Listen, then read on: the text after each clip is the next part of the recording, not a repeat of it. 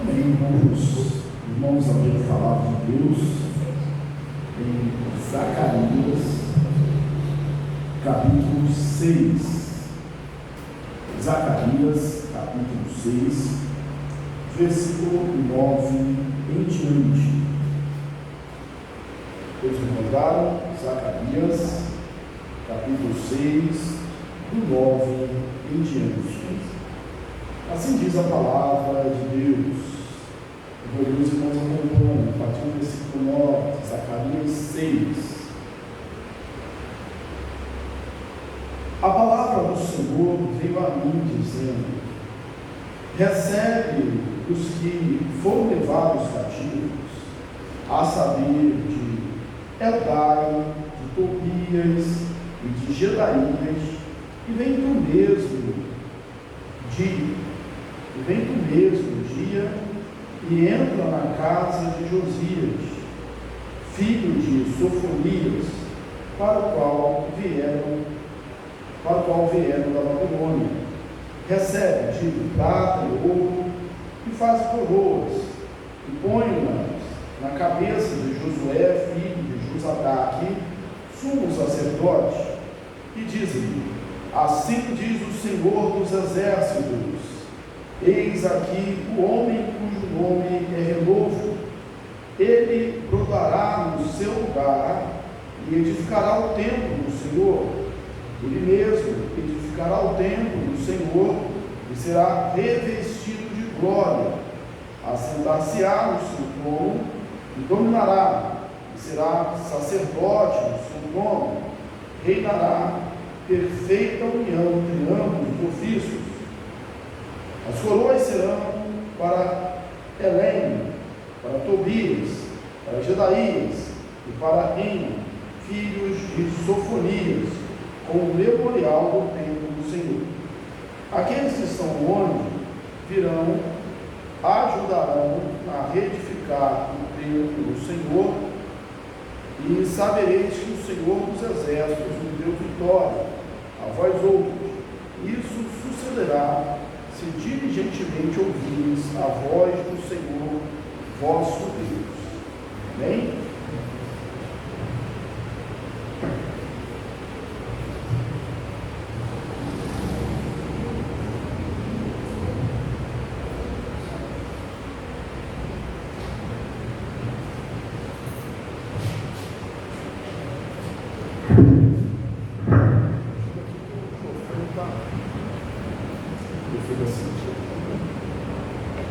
Amém. Irmãos, chegamos aqui no momento divisor do livro do profeta Zacarias. Terminaram as 8 visões, aquela noite memorável que nós estivemos estudando até aqui, na qual o profeta teve 8 visões. E o texto muda, porque as visões acabaram, mas a revelação de Deus continua. E o que vai se observar é que vai se trocar aquela expressão, então eu vi, porque era a visão até aqui do capítulo 6, até o versículo 8, então eu vi, diz o profeta, e passava as visões que ele tinha visto. E depois nós temos agora veio a minha palavra do Senhor. Então muda-se. Eu vi, então veio a mim a palavra do Senhor. Vamos ver se vamos mudar aqui o microfone. Não está dando muito não, está toda hora baixando aqui. Vou tirar, vou ficar com ele na mão.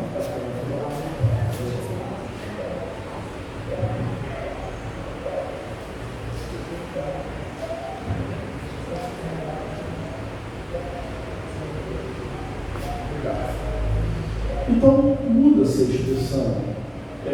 Então eu vi, por veio a minha palavra do Senhor. E aí nós temos a coroação de Josué como um símbolo, porque o livro de Zacarias é um livro escatológico e bem simbólico. Então nós temos aqui o símbolo da coroação do próprio Messias. O texto começa assim: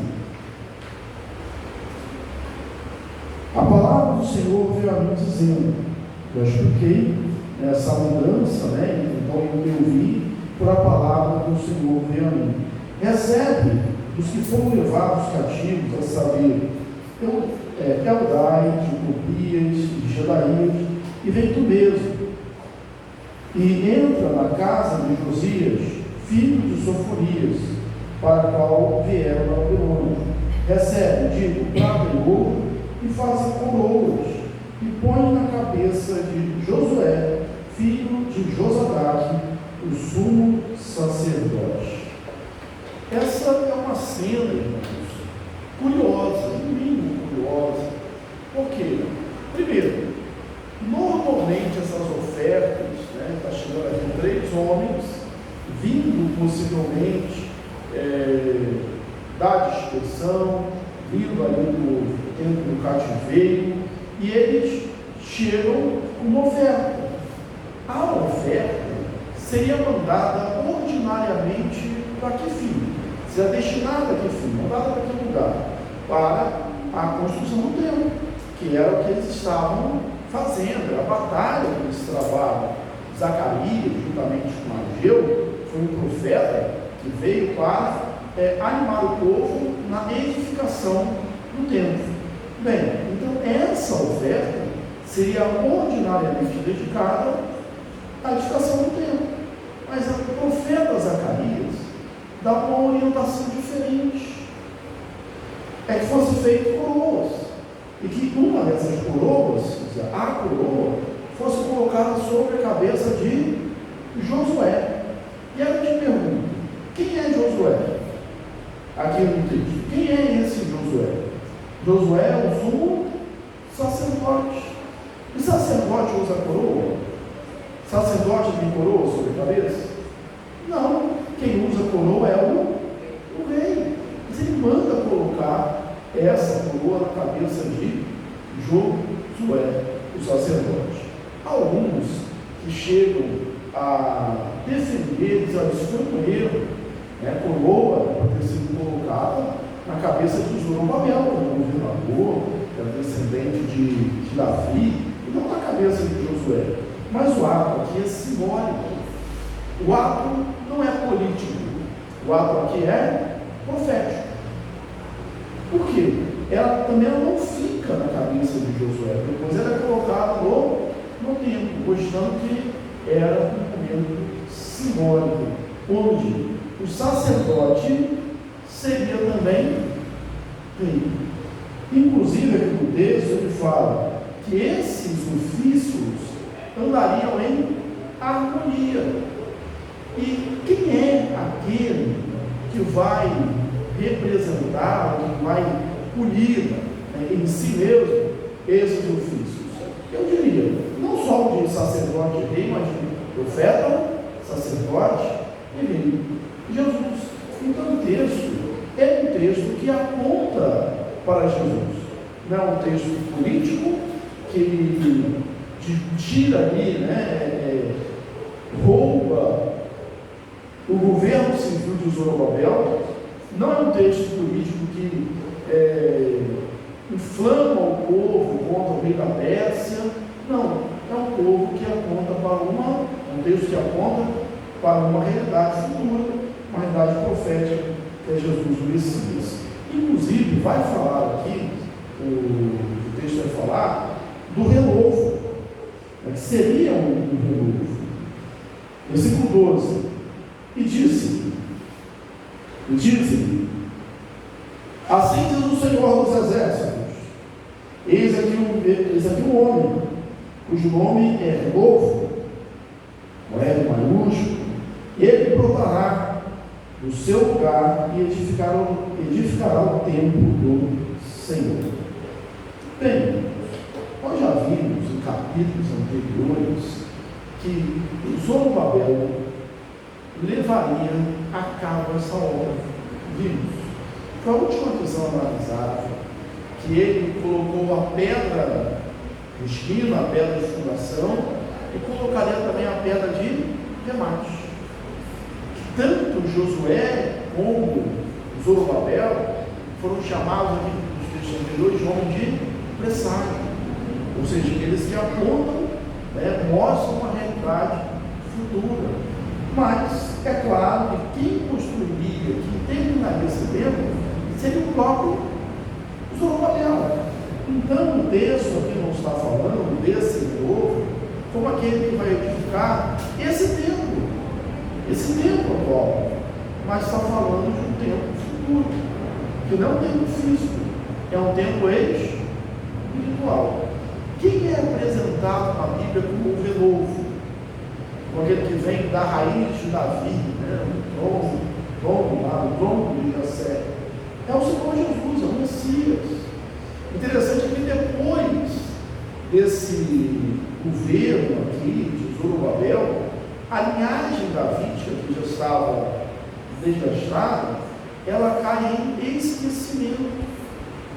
Quem tem poder, quem tem autoridade sobre a nação de Israel, inclusive ali no tempo de Jesus, quem a gente vê como aqueles que têm poder sobre a nação?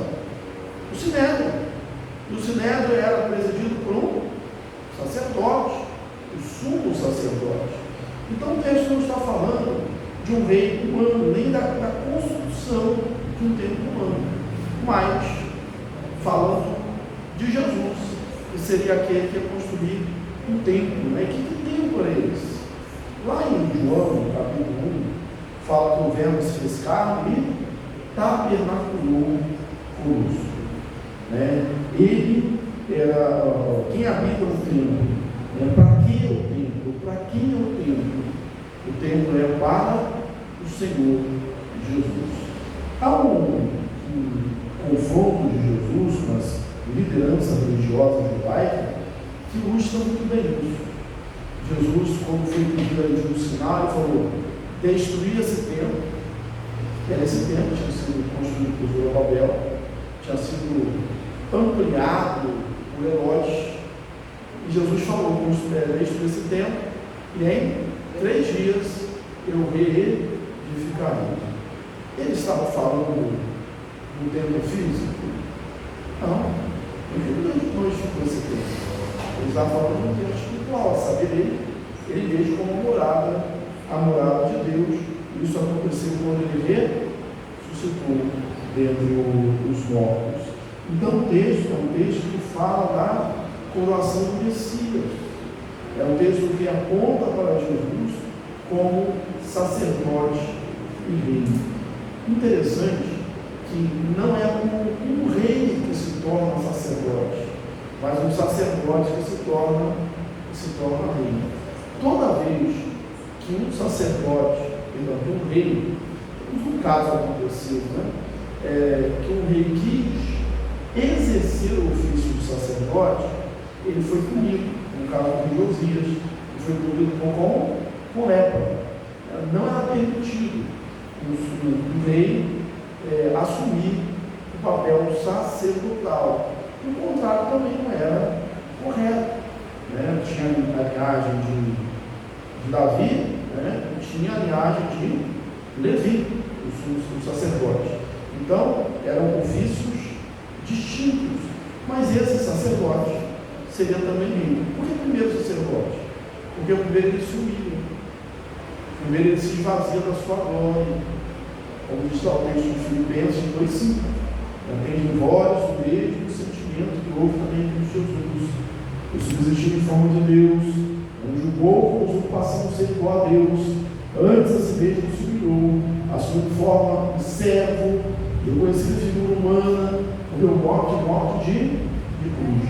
Primeiro ele se humilha, depois ele é exaltado, depois a ele é dada toda a glória após a sua ressurreição.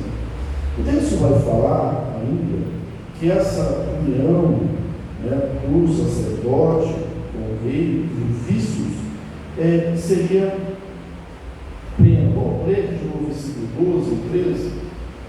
Dizem: assim diz o Senhor dos Exércitos, eis aqui um homem. Vamos para o texto de novo, para não esquecer disso.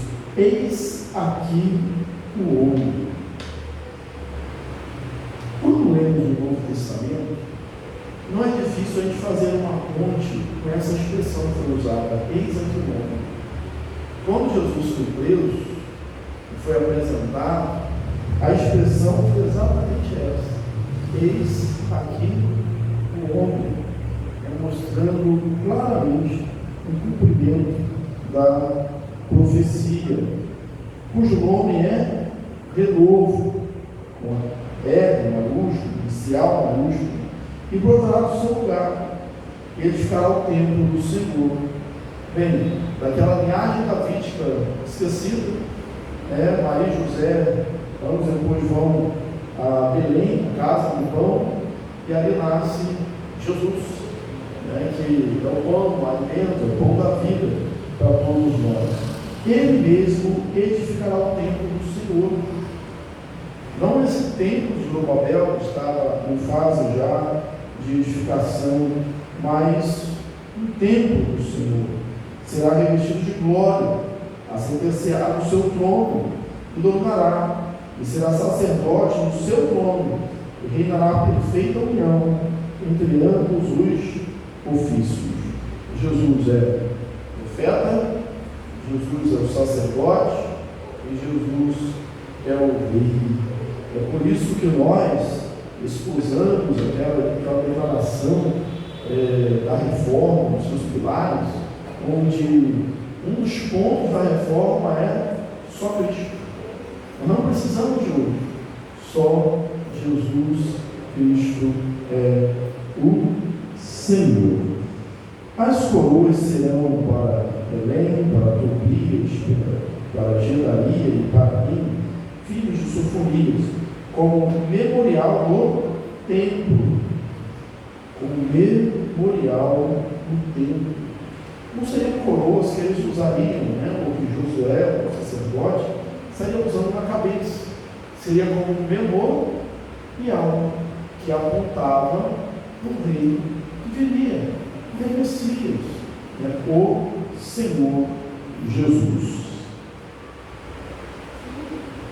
Aqueles que estão longe virão e ajudarão a edificar o templo do Senhor. Sabereis que o Senhor dos Exércitos me enviou a vós outros. Isso sucederá se diligentemente ouvirdes a voz do Senhor, vosso Deus. Aqueles que estão longe. A interpretação literal, no contexto próximo, seria aqueles que ainda estão no cativeiro, aqueles que ainda estão no exílio. Porque a esse tempo, muitos dos judeus permaneciam na terra para longe, havendo sido levados como cativos. Mesmo porque alguns deles estavam vivendo confortavelmente neste lugar. Então, havia um desejo de que houvesse um retorno mais maciço do povo. Tanto é que o salmista diz isso: Senhor, restaura a nossa sorte com as correntes do Negueb. Ele gostaria, ele queria que os seus irmãos, os seus concidadãos, viessem, não de gota em gota como estavam vindo, mas viessem com uma grande enxurrada, voltando ali para Jerusalém. Então, num contexto bem imediato, mas há a possibilidade, nós cremos nisso, que o principal aqui seja um contexto mais remoto, porque eles estão longe. A gente lembra lá de Pedro pregando no Pentecostes, 3.000 pessoas se convertendo, e a afirmação de Pedro com relação a que eles deveriam fazer, e Pedro diz assim, porque a promessa é para vós e para vossos filhos, para quantos estão longe, para quantos o Senhor vosso Deus já chamar, não só para os que estão de pé, também para aqueles que estavam longe, para que Deus chamasse, a saber, as pessoas de todas as tribos, línguas, raças e nações. Esse templo agora não seria só um templo para os judeus, seria um templo para todos, seria um convite universal à adoração. Nós hoje somos templos do Senhor, né? Sacerdócio de Deus, lavoura de Deus sois vós, né? Templos de Deus. Quem destruiu o templo de Deus sois vós, Deus o destruirá. Hoje nós somos templos de Deus. Hoje nós somos a casa de Deus. E a glória dessa casa realmente é maior, né? Quando a gente fala assim, a glória dessa casa será maior do que a comida, né? O templo de Zorobabel, em termos de pujança, era menor, era mais humilde do que o templo de Salomão. Quando ele fala da glória, não é a glória material, é a glória que queria saber, né? Jesus Cristo e nós que somos o seu povo, estamos alicerçados sobre a rocha que é Ele. E termina com um chamado à obediência, à diligência. Isso sucederá se diligentemente ouvires a voz do Senhor vosso Deus. Sempre, o que importa para o povo de Deus é a obediência. O livro aqui do profeta Zacarias, antes mesmo das visões, ele chama o povo ao arrependimento. O povo precisava era arrependimento. Nós precisamos entender, nós somos realmente amados por Deus, protegidos por Deus. Aqui em Zacarias, ele diz que nós somos a menina dos olhos de Deus. Deus tem cuidado por nós, conosco, mas é necessário que haja obediência.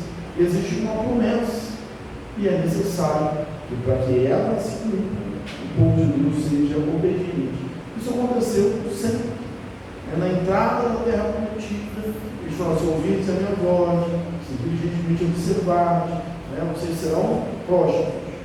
Agora, se você não ouvir e passar a praticar os pecados dos povos que antes habitaram a terra praticavam, vocês serão tirados da terra.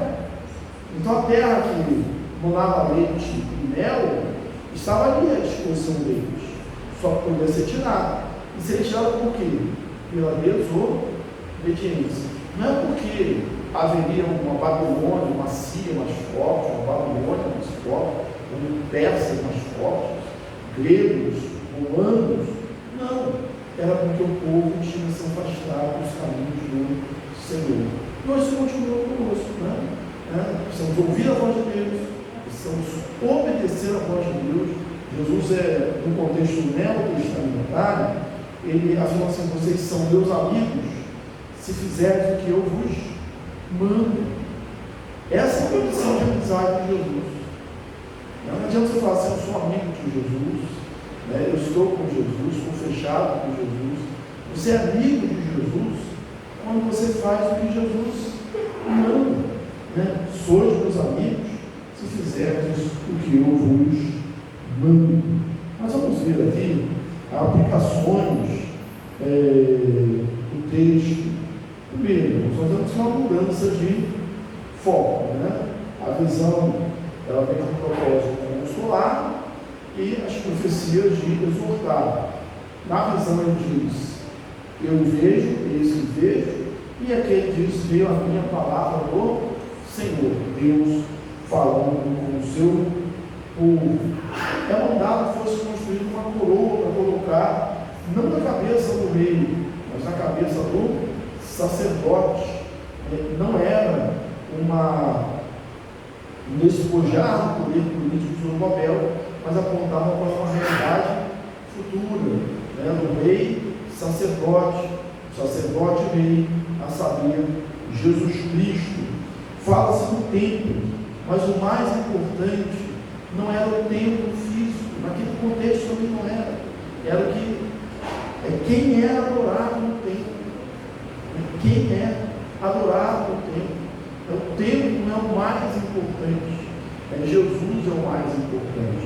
E hoje nós precisamos lembrar disso também. Nós não temos essa questão do templo central, isso nos molda, mas por vezes nós somos levados a pensar em outras coisas, que são necessárias, são boas, mas não são essência. A essência é realmente a adoração ao nosso Deus. Lembrar que nós temos um rei, um profeta, um sacerdote, Jesus, que reúne em si mesmo esses três ofícios, e ele pode tudo por nós. A função do profeta era revelar a palavra de Deus ao povo. Jesus ele nos traz a palavra de Deus. Na verdade, ele é a palavra de Deus. Ele é o verbo que se fez carne. Ele tem a palavra da vida. Quando alguns abandonaram Jesus, ele perguntou se os demais discípulos queriam também. A resposta dos discípulos para Jesus foi: para que iremos? Só não tens as palavras de vida. Só Jesus tem a palavra de vida.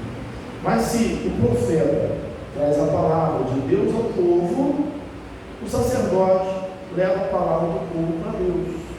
É aquele mediador, que leva as orações do povo para Deus.